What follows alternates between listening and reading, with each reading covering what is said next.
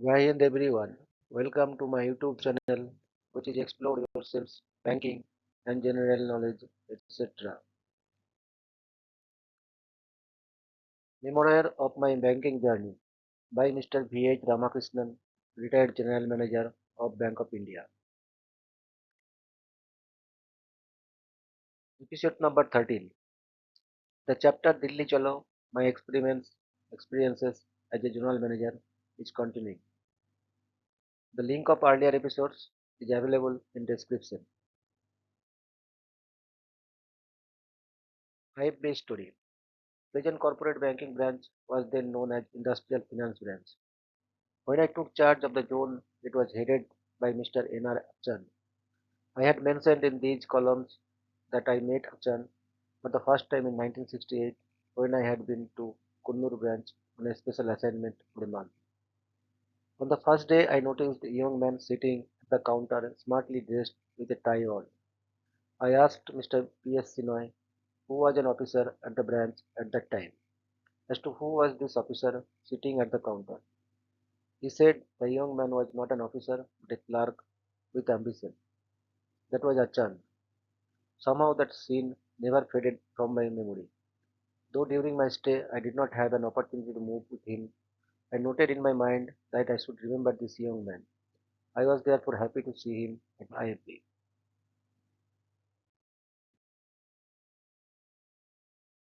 In Malayalam, Achan means father. Actually, his name was Unni Achan, but everyone called him as Achan. Major part of his career was spent outside South. True to his name, he was like a father figure, though young, at the IFB.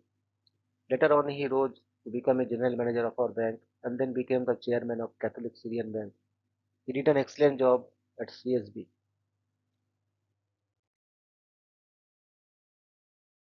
Back to IFB.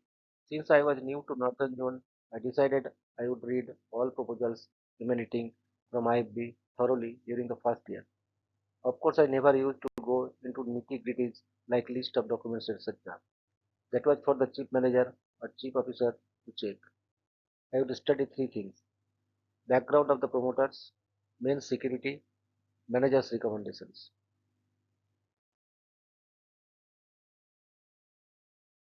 I used to read every line of item 3. While reading the proposal, I used to note down my queries, observations. In the first proposal I received from the IB, while reading the manager's recommendations, I started noting down my points. When I finished reading, I found that I had picked all my points. That meant all my doubts had been cleared. I felt very happy. I wrote in the yellow sticker slip, very well drafted, and placed it on the top of the proposal. Little did I realize that it was going to cheer up the officer concerned and that it was going to start a healthy competition among the officers of IFB. At the end of my tenure, only I came to know that there was an unofficial scoreboard at the IFB.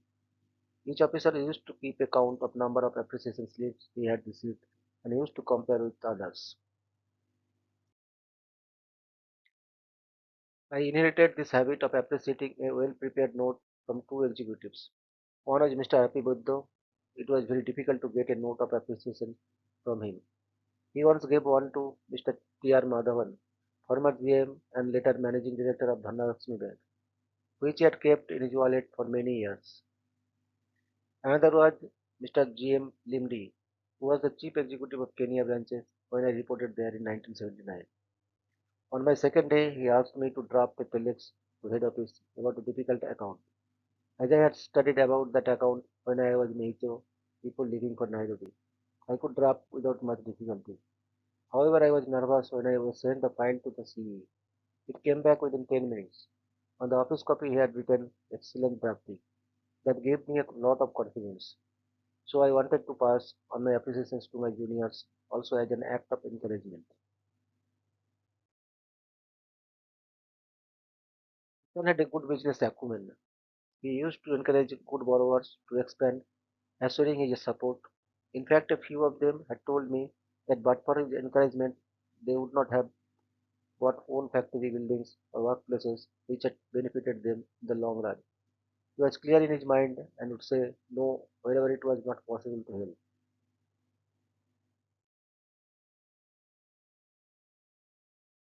Due course, I found that almost all net proposals were well prepared by the branch. In the branch next to the chief manager, there were two deputy chief managers, DCM. I remember two of them. Mr. K.S. Verma was proactive and knew all the accounts managed by his team and could independently answer any queries. Unfortunately, he resigned and joined Bank of Punjab. I understand he is on his own doing some freelancing now. Another was Mr. Nagpal, a very balanced person with excellent credit knowledge. Always looked for perfection. I think he rose to the position of Assistant General Manager. Under each DCM, there were at least about a half a dozen officers. All the accounts were distributed to these officers. You could call them field officers or project officers. All of them were handpicked and were GMs. It was very difficult to say who was better than whom. Everyone had clarity of thought and thorough knowledge about the account related to them. Here I have to mention the name of Mr. Bhupinder Nayar. I used to feel that reading of managers' recommendations written by him was like reading a James Hadley chase thriller. He would take you step by step while justifying the additional requirements of the borrowers. When you finish one paragraph, you could not take a break. You would like to read the next one. Once my JJDM, Sinoy also wrote on the proposal, excellent. I wrote it was not only excellent but was a masterpiece. This incident was recently recollected by Bhupinder when I met him in Delhi last year. He said he is still keeping the slip. I think he was the one who collected maximum slips from me.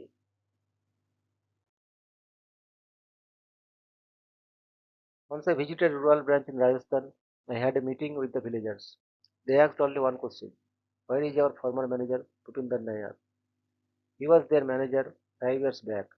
I felt very happy that Bhupinder, whom I knew only as a lending banker, was also a successful rural manager.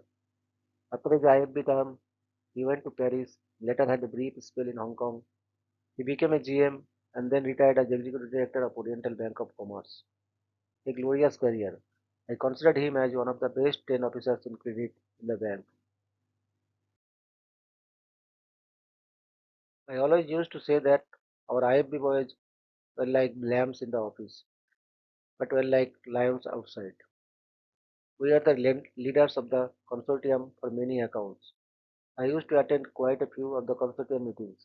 I was amazed at the way in which these timid boys used to roar like lions at the meeting, clarifying each and every point with force and logic. It was a great pleasure to watch them in action. Each officer's skillful generally used to speak much better than even the general managers of State Bank of India or the smartly dressed executive foreign banks. I used to wonder how could get such talented people in IFB. Hats off to my predecessors, Chief Officer Personnel Mr. S. Raman, and the Chief Managers of IFB. I also started handpicking the officers for IFB whenever the need arose, and both S. Raman and the later R.C. Khurana, who retired as GM, helped me a lot in giving me the right inputs. Any officer posted to IFB tried his best to raise his efficiency. There was a healthy competition. Entering IFB was considered as next best to foreign posting. True, it also opened the door for many to go abroad later. Mr. Dahotre, the then chairman, was on a visit to Delhi. He called me and inquired about the borrower whose request we were not considering favorably. Obviously, the borrower had requested the intervention of the chairman. He asked me to call the dealing officer to come and explain the position to him. He also said there is no need even for the chief manager of IFB to come. It was enough if the officer and I were present. He asked me whether I could call the officer to come within half an hour. I called up the chief manager and requested him to send the dealing officer. It was R.N. Tayal. He came within 15 minutes. I was a little apprehensive. How could a junior officer skill to make a presentation to the chairman within such short notice? I met Tayal outside the chairman's cabin. He greeted me with his trademark shy smile.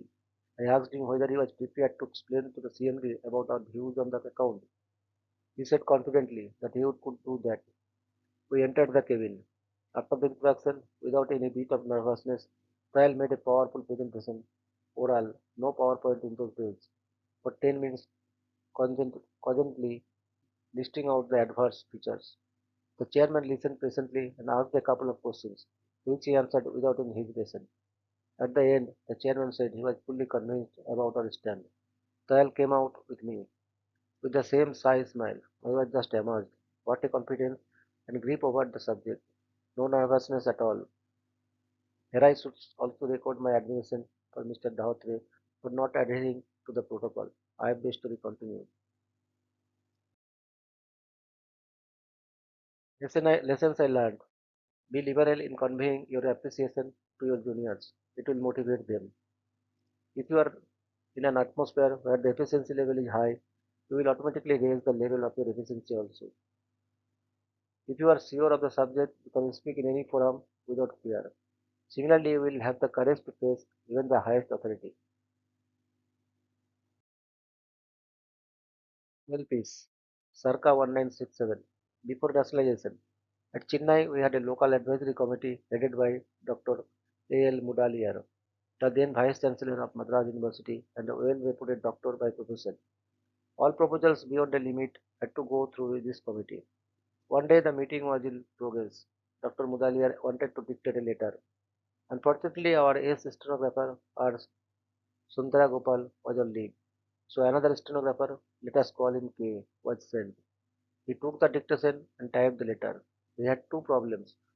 One, he used to unofficially work with an advocate in the evenings for about 4 hours due to family compulsions and used to feel a little tired in the office. Second, he could not clearly grasp the powerful English of Dr. Mudaliar. Anyway, he typed the letter very enthusiastically and sent it inside. Dr. Mudaliar read the letter and said, "This letter is good, but where is the one I dictated?"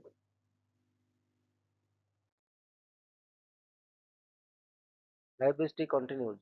Mr. S. Raman, Chief Officer Personnel, had a unique ability to assess the real potential of an officer.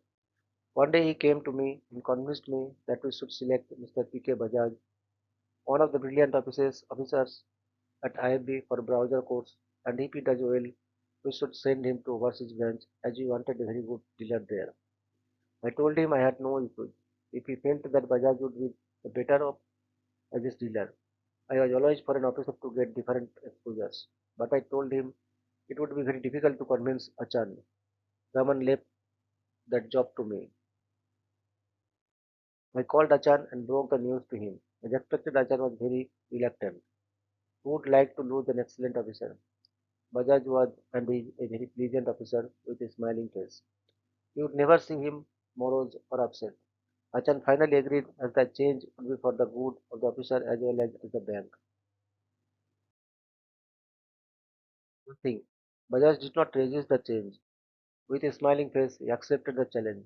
He did the course very well and moved to overseas branch as a dealer. He did a superb job. It was as if he was a born dealer.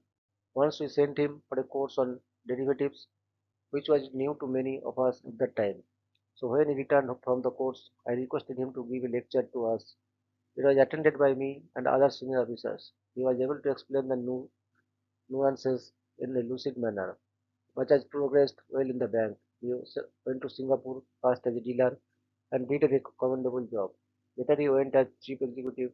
He rose to the position of general manager and is now the executive director of Indian Overseas Bank.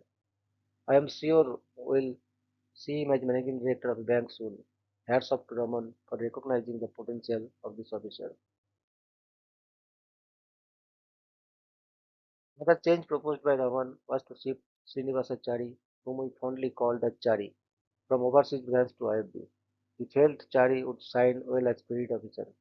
We tried that. Chari fitted in very well at IFB. His strength was risk assessing capacity. In fact, he was so good that he almost stayed 6 years in IFB before he was posted to Tokyo. After Tokyo, he resigned from the bank and joined a company there. He is now back in India and is in the private sector. But his love for the Bank of India continues as evident from his active participation in Facebook.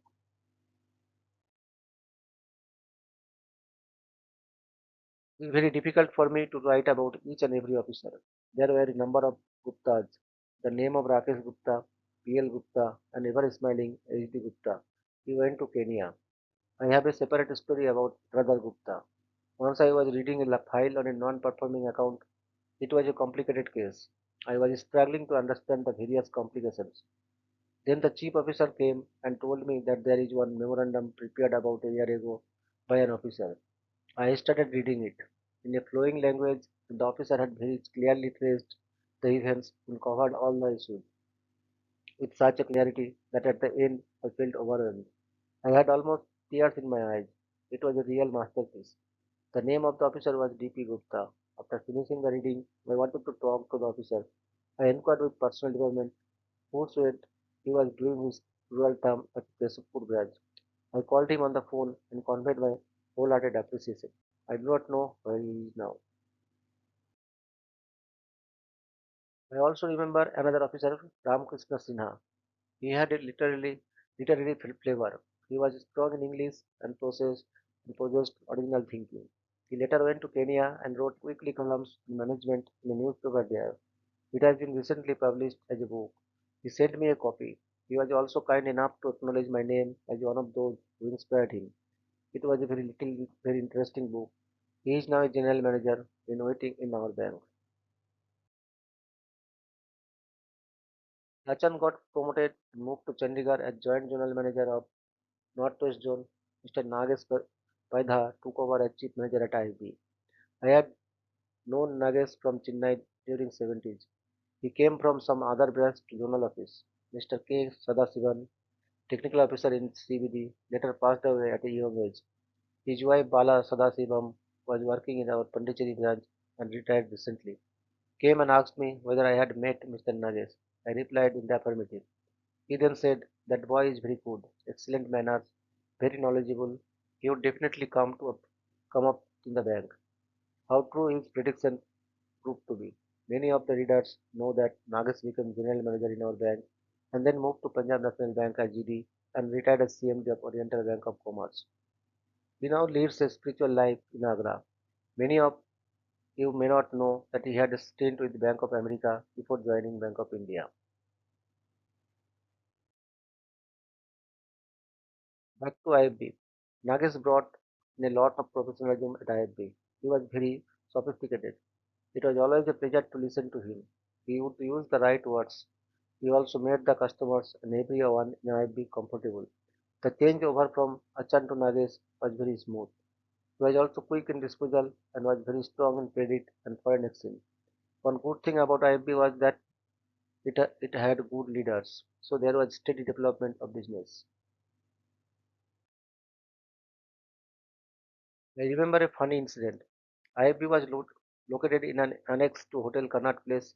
We used to hold the board meetings at this hotel whenever the venue was chosen as Delhi. I used to be at this venue at the time of the board meeting. Once the meeting commenced, I used to sit at IFB with the chief manager and dispose of urgent files. On one such occasion, while I was going to the IFB, I saw an officer wearing a t-shirt. I knew him since I had identified him during a branch visit and later posted him to IFB.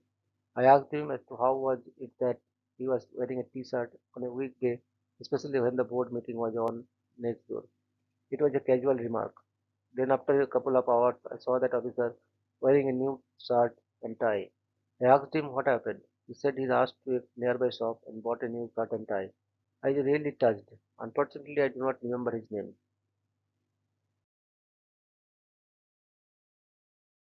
Experiment 9. This is an experiment that failed. I found that the time of the chief manager is spent not only on developing the business but also on recovery of NPH. I thought I should post one more chief manager who would be in charge of NPH, who would report to zonal office directly. This would enable the regular chief manager to focus on the requirements of existing borrowers and canvas for new business. This was before the concept of asset recovery branch was introduced. The mistake I did was to have both the sections in the same premises, that too in the same hall. I think it failed because the NPA team felt the other section was having glamorous work and they had to struggle with difficult customers. The other section felt NPA staff were having no pressures and less work, whereas they had to work hard. It was a sort of cold war, so I scrapped the system after a few months. Since I learned, do not hesitate to shift an officer from his comfort zone, bank's comfort zone as well, if it would be good for the institutions in the long run. Do not stand on prestige. If what you had introduced has failed, accept it and make amendments. Tell peace. When Mr. D. N. Shukla took over as regional manager, he used to invite a couple of departmental heads to his house for lunch on Sundays but by turn. He also used to call a few of his friends. When I was at his place, there was an executive from SBI. He told this incident. He was traveling by car from Chennai to a nearby place on holiday. On the way, he saw a branch of SBI. He stopped the car and entered the branch. He introduced himself to the manager. The manager immediately got up from his seat and requested the executive to occupy the manager's chair. The executive told him with great difficulty, I have become the general manager. Do not demote me. I will sit opposite to you. The manager was nonplussed. He had to show respect to the general manager. He looked around. He used to sit on a cushion on his chair. So what he did was he threw away the cushion which was on the manager's chair and then sat on the chair. The Three Musketeers. My three musketeers were Bala, Aryan Kapoor, and P.B. Badrinath. Out of these three, Bala and Kapoor were there throughout my tenure. It is said that behind every successful man there is a woman. I used to feel behind every successful executive there is a secretary.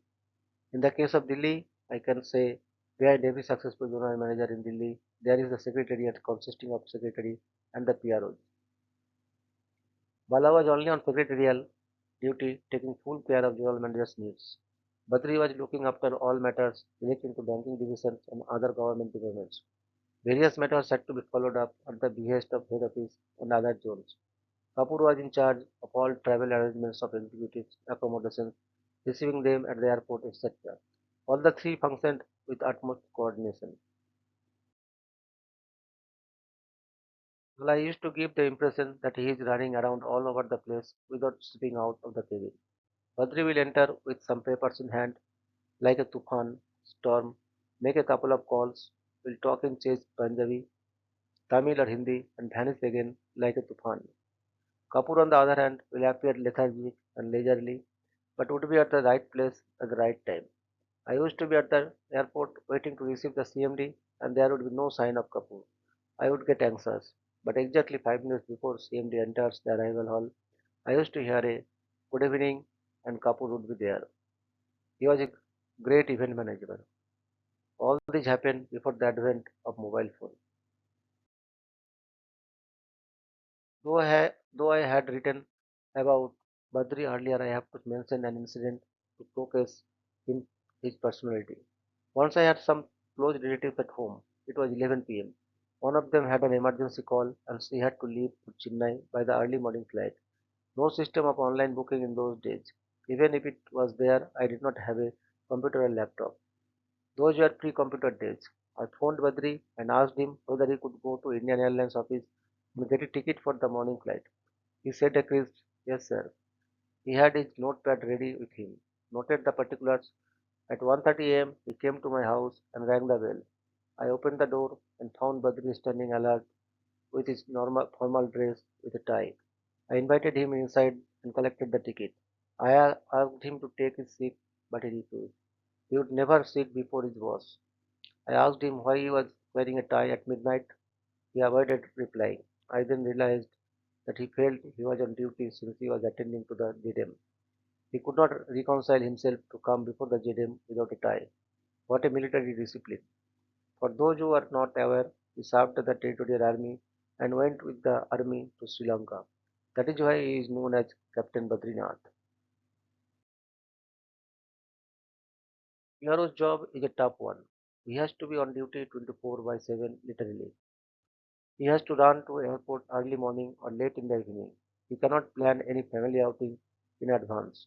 His work is as important as the people doing the paperwork. He is the outside face of the bank. Sometimes it is unfair to ask them to write a test for their promotion. A separate rule is required to promote this category of officers. I knew in Central Bank of India, a PRO started as a Scale 2 officer and was continuing in the same post till he was promoted as general manager.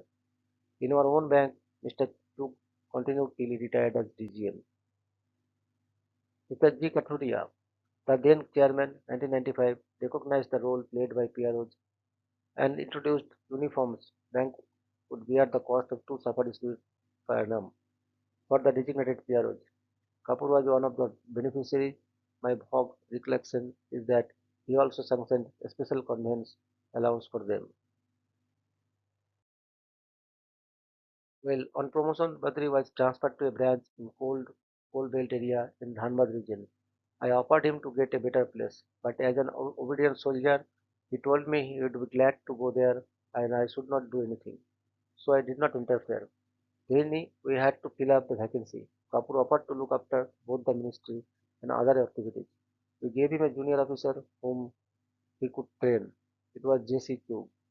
Chugh was and is a very pleasant person, always smiling. He was born PRO. That was why, even after his stint in New York, where he again established an excellent rapport with Indian consulate. I had seen him in action in New York when I visited the branch after my retirement. He was again posted as PRO in Delhi somewhere around 2005. He got all his promotions there and retired as DGM. I think his was the longest tenure of a PRO in Delhi. I am sure he now gets enough time to spend with his family. I would also record here the role played by the three service staff at the secretariat, Sathi, Hamid, and Prince. All the three were very well behaved and would serve the coffee, tea in an elegant style like a five-star hotel, neatly dressed and with excellent manners.